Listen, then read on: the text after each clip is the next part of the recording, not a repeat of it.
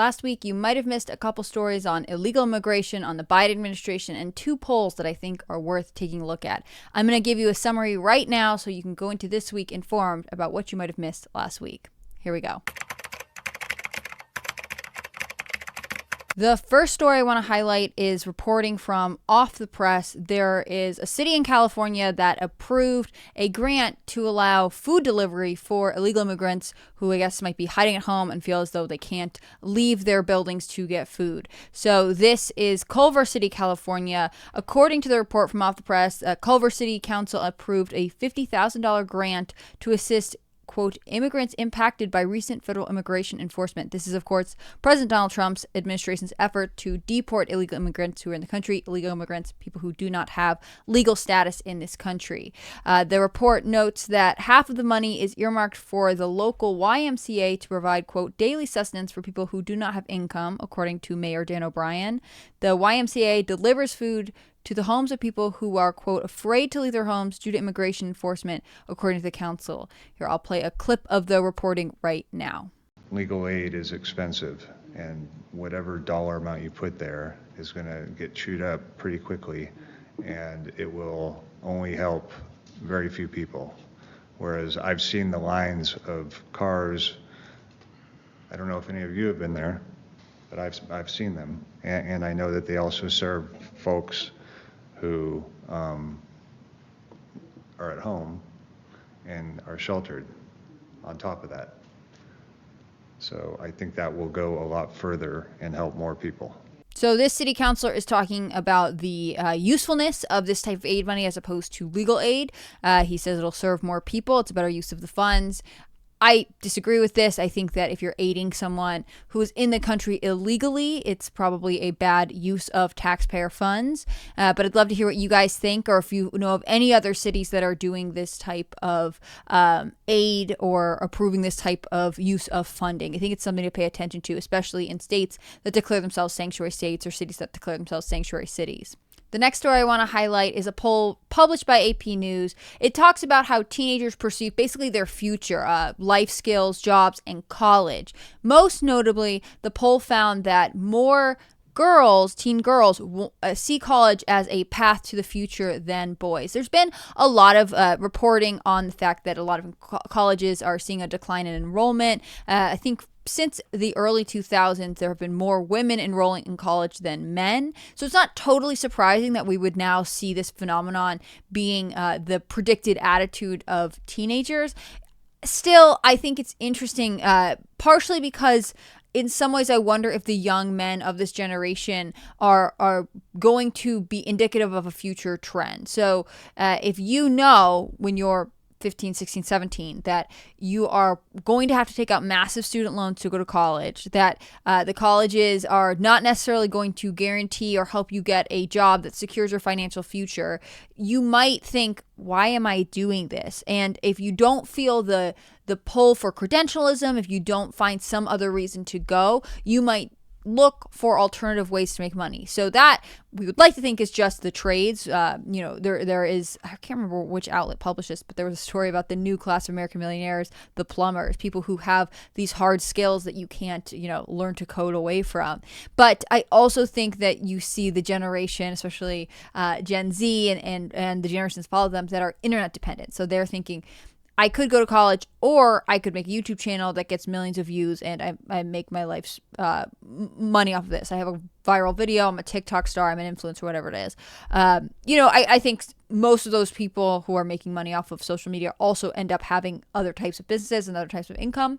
But it is just interesting to note that this attitude is permanently documented. According to the results of this poll, there is a significant gap between how important teen boys view graduating from college versus teen girls. So overall, 13 to 17-year-olds say, at least 62% of them say, it's extremely important to graduate from college. 24% say it's somewhat important, and 13% say it's not important at all.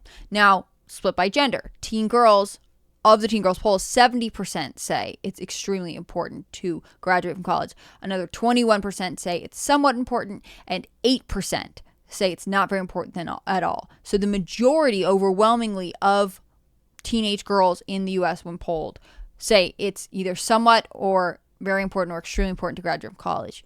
In contrast, while 70% of teen girls say it's extremely or very important to graduate from college, 54% of teen boys say the same thing. I mean, that's a significant gap. Another 28% of teen boys say it's somewhat important, and 18% say it's not very important at all. 18% is higher than the overall average of 13% when the genders are weighed together. I'm going to quote some reporting from the AP here. It says, the disparity reflects a growing gender gap in college degree completion. In 1995, young men and women were equally likely to hold a bachelor's degree. Since then, a gap has emerged, with 47% of U.S. women ages 25 to 35 completing a bachelor's degree compared to 37% of men, according to a Pew Research Center analysis of census data. Teens raised in households with higher incomes and parents who went to college themselves are more likely to view higher education as important. This kind of underscores a growing cultural attitude that college is a luxury for either the wealthy whose parents can fully fund it, or for people who are willing to go into intense financial debt. And I think overall, when you look at the U.S. college system, it's just not the guarantee that it was. In fact, I think you're starting to see the trend of people leaving some colleges behind. There are a lot of smaller colleges that have either merged with other universities or have just shut down completely because it's not the factory that it used to be. I think that the increase in community college enrollment, as well as the struggle that some, let's say, lower or middle tier colleges are having to close their enrollment gaps, is indicative of the fact that Americans are falling out of love with this idea that the American dream includes going to college and getting a good job, because colleges have essentially failed to deliver on that. You don't necessarily get a good job. And you could argue with me, well, it's not the college's fault, the wages, cost of living so expensive, and all of those things are problems, but colleges are so significantly expensive, and they're in bed with the government. I mean, if you get into a good school, they can demand that you take out a government-backed student loan that you can never default on, and they can continue to raise tuition prices for kind of ridiculous reasons, and you just either have to agree, sign your name on the line and do it, or you have to get out. And again, this idea that they hold over you, like we are the path to your future financial success and maybe your social success because you're meeting new people or whatever, it's a difficult choice for a lot of people. I went to a four-year university. I was grateful to do so, but I don't know that it is the path forward for all generations under us, because it just seems like a broken system. Anyways, this is a really interesting poll. I would definitely recommend looking it up and digging through some of the other data, but I just wanted to highlight that there is, in fact, a growing gap between male and female enrollment and interest in college down to the teen level. And of course, the teens are the future, so it might be indicative for any college admissions counselor listening to of what their future might hold. Generally, I think the investigation into the Biden administration that's being conducted by House Republicans is not being very widely covered. I'm not totally sure why, other than a lot of it's happening behind closed doors and it's sort of a slow developing story. I am trying to find a beat reporter, someone who's specifically focused on this, to follow their reporting, because I find it interesting, and I think it'll be one of these things that it's sort of steadily bubbling along, and then there'll be a big jump in interest, and I'd like to keep up to date with it. So obviously, people who are interested in American politics might already know there's a lot of tension over former President Joe Biden's mental wellness. There are arguments that, in addition to the slurred speech and some of the physical frailty that he has displayed over the last 4 years, that he was in cognitive decline, and that people in his administration were aware of it and covered it up. And that's obviously a huge problem. I know he has recently come out with some other health news, but generally President Biden has left the White House and retired, is sort of fading to the background. So in addition to his doctor, which I'll talk about in a second, Jill Biden's work husband, so the former First Lady's closest staffing aide, was called to testify before the House committee that's investigating this, and apparently he just pled the fifth. So this is from Fox News. Top aide to former First Lady Jill Biden refused to answer GOP investigator questions on Wednesday as the House Oversight Committee probes whether senior ex-White House aides covered up signs of former President Joe Biden's mental decline. Anthony Bernal, former assistant to the president and senior advisor to the First Lady, was compelled for a July 16th closed-door deposition after missing a previously agreed-upon interview date last month. His scheduled sit-down came and went quickly, however. Bernal apparently pled the Fifth Amendment to the questions asked by House staffers, a source familiar told Fox News Digital. So he's within his rights, I think, to plead, the Fifth, but it does make it look suspicious because obviously if you are, a committee member, and I don't know what the questions were, but if you're a committee member and you say, did you know that President Joe Biden was experiencing mental decline while running for office, while president, and you are Bernal, you're the aide, and you plead the Fifth, that obviously could feel like an admission of guilt. Now, maybe he's just like, I'm not going to touch it because it is the right to not self-incriminate, but not a fun look. It would be much better if he could just be like, no, that's not true. He's not experiencing any mental decline. You can't exactly run that headline unless you know the questions that were asked. But if this is the plan for all senior officials that were involved with the Biden administration, I am personally slightly concerned. I don't know that we'll ever get a clear answer, but I appreciate the House committee is doing this.